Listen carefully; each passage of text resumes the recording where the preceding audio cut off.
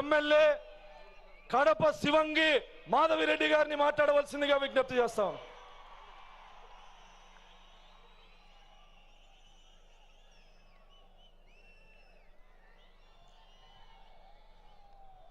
తిరుమలేసుని తొలి గడపైన కడపలో ఈ తెలుగుదేశం పార్టీ పెద్ద పండుగ మహానాడు 2025 జరగడం అనేది మనకు మన నాయకులు ఇచ్చిన కడప జిల్లా వాసులకు ఇచ్చిన గౌరవంగా ఈ సందర్భంగా గుర్తు చేసుకుంటున్నాము. ఈ కార్యక్రమానికి వచ్చిన మన పూజ్యులు గౌరవనీయులు తండ్రి సమానులు అధ్యక్షులు గౌరవ ముఖ్యమంత్రి గారికి, అలానే పార్టీ జాతీయ ప్రధాన కార్యదర్శి శ్రీ నారా లోకేష్ గారికి, అలాగనే తెలుగుదేశం పార్టీ అధ్యక్షులు పల్లా శ్రీనివాసరావు గారికి, మరియు తెలుగు రాష్ట్రాల నలుమూల నుండి వచ్చిన గౌరవ మంత్రివర్యులు, ఎంపీలు, ఎమ్మెల్సీలు, ఎమ్మెల్యేలు, అన్ని జిల్లాల అధ్యక్షులు, ఇన్ఛార్జీలు, అలాగనే నాయకులు, కార్యకర్తలు, ముఖ్యంగా మన కార్యకర్తలందరికీ చేతులెత్తి ధన్యవాదాలు తెలియజేసుకుంటున్నాను. ఈరోజు ఈ భారీ జన సందోహాన్ని చూస్తుంటే భారీ అనే పదం కానీ జన సందోహం అనే పదం కానీ వీటికి సరిపోవు. ఆకాశం ఈనిందా, నేల తల్లి కనిందా అనే విధంగా ఇసుక రాలితే రాలలేనంత జనం ఈరోజు కడపలో తెలుగుదేశం పార్టీ కార్యకర్తలు ఇంత పెద్ద ఎత్తున వచ్చారంటే కడప గడ్డ తెలుగుదేశం పార్టీ యొక్క అభిమానులదని మరొక్కసారి తెలియజేసుకుంటున్నాను.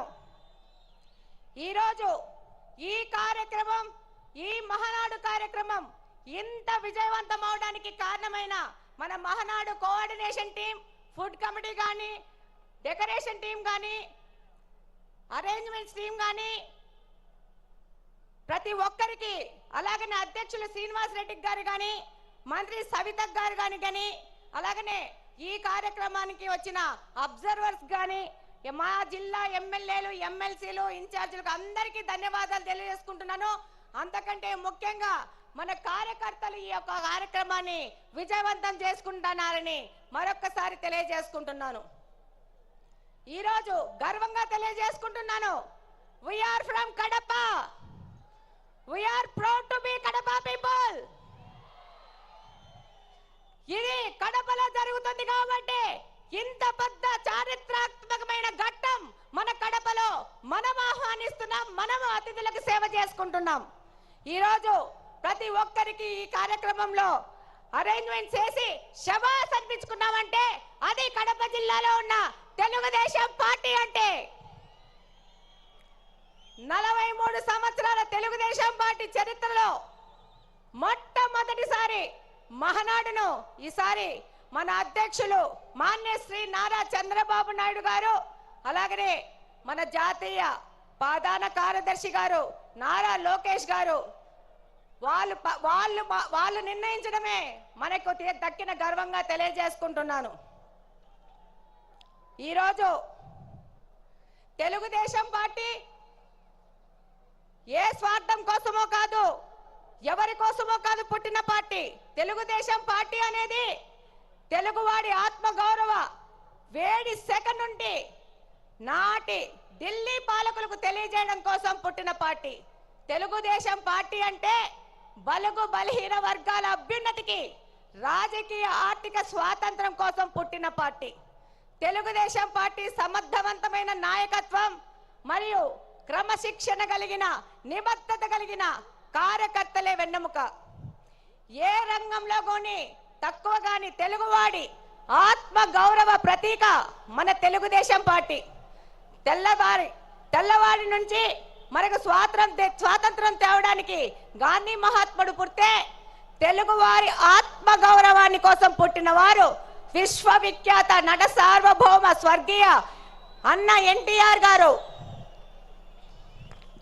రాష్ట్రంలో మొట్టమొదటిసారి వృద్ధాప్య వికలాంగుల పెన్షన్లు ఇచ్చిన, వితంతు పింఛన్లు ఇచ్చిన దీన బాంధవుడు మన అన్న ఎన్టీఆర్ గారైతే అదే పింఛన్లు ఈరోజు 4,000 నుంచి 15,000 వరకు పెంచిన ఘనత మన ముఖ్యమంత్రి శ్రీ నారా చంద్రబాబు నాయుడు గారిది. ఈ దేశంలో ఆడపిల్లలకి ఆస్తిలో హక్కు కల్పిస్తే ఎన్టీఆర్ గారు మహిళా సాధికారత మరియు వారి ఆర్థిక స్వాతంత్రానికై కృషి చేస్తున్నారు మన నాయకులు శ్రీ నారా చంద్రబాబు నాయుడు గారు. రాయలసీమ ప్రయోజనాల కోసం అన్న ఎన్టీఆర్ గారు తెలుగు గంగ ప్రాజెక్ట్ నిర్మిస్తే మన Nara Chandrababu Naidu garu SRBC, HNS, GNSS, KC canal modernization చేసి వాటి సాగునీటి తాగునీటి ప్రాజెక్టులను ప్రారంభించి లక్షలాది మంది రాయలసీమ ప్రజల దాహార్తిని తీరుస్తున్నారు. మన ప్రియతమ నాయకుడు నారా చంద్రబాబు నాయుడు గారు ఎన్టీఆర్ ఆశయాలను, ఆదర్శాలను, సిద్ధాంతాలను ముందుకు తీసుకెళ్తూనే పరిపాలనలో, సంక్షేమంలో కానీ, అభివృద్ధిలో కానీ ఆయన తీసుకొచ్చిన సంస్కరణలు ఈ దేశంలో మరెవ్వరూ తీసుకురాలేదనడానికి సందేహమే లేదు.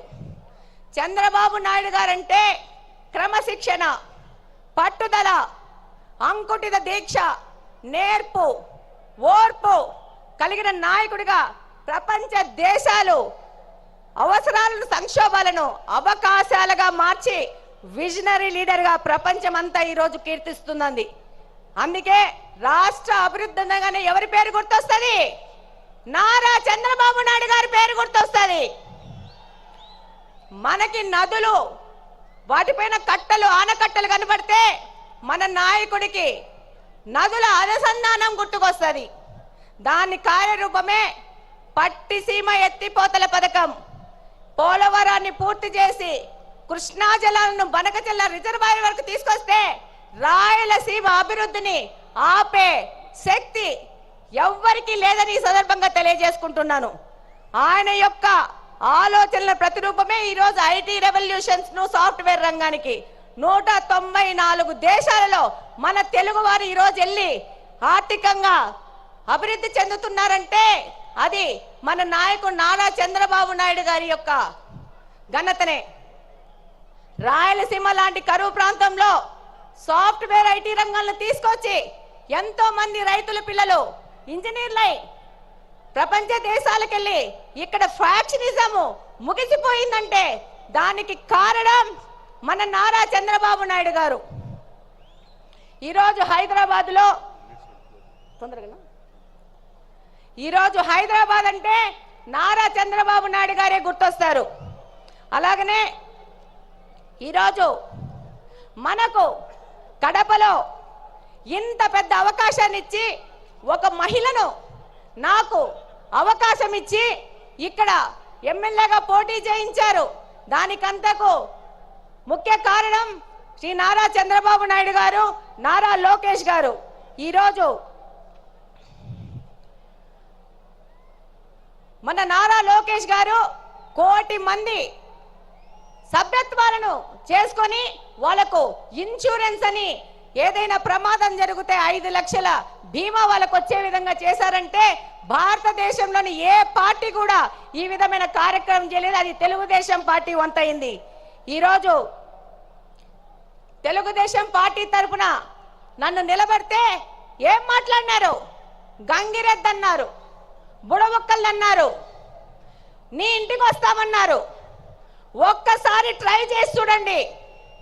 బుడ్డా వెంగళరెడ్డి ఇంటి ఆడబిడ్డని ఇంటికి రిటర్న్ వీల్ చైర్ లో పోతారు.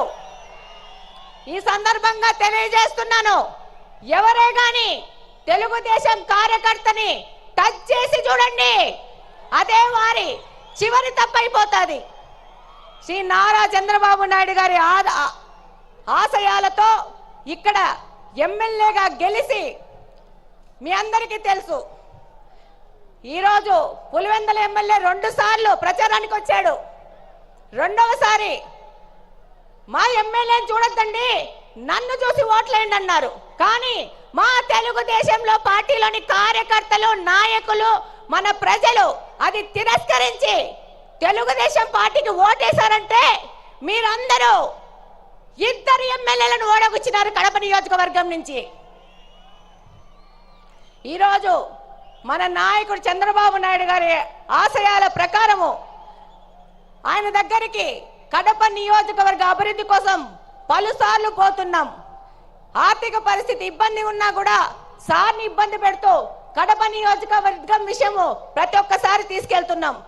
దాని ఫలితంగానే ఈరోజు స్ట్రాంగ్ వాటర్ డ్రైన్స్ 70 కోట్ల రూపాయలకి, ఫుట్ ఓవర్ బ్రిడ్జ్లు 20 కోట్ల రూపాయలకి శాంక్షన్ చేసి మేము మేనిఫెస్టోలో చేసిన వాగ్దానాన్ని, ఒక ఆడపిల్ల చేసిన వాగ్దానాన్ని నిలబెట్టుకునే విధంగా మన నాయకులు మనకు గౌరవం ఇచ్చినారు. ఈరోజు మన నాయకుల ఆశీస్సుల ప్రకారము మన కడప స్వచ్ఛ కడప అనే ప్రోగ్రాన్ని కడపలోని ప్రతి ఒక్క తెలుగుదేశం నాయకుడు కార్యకర్త వారానికి 2 రోజులు 6 గంటల నుంచి 9 గంటల వరకు కడప నియోజకవర్గ అభివృద్ధి కోసం తిరుగుతున్నారంటే అది మన నారా చంద్రబాబు నాయుడు గారి స్వచ్ఛాంధ్ర ముందుకు తీసుకుపోయే విధంగా మన కడపను కూడా స్వచ్ఛ కడప చేసుకోవాలని మా తెలుగుదేశం కార్యకర్తలు పాటుపడుతున్నారు.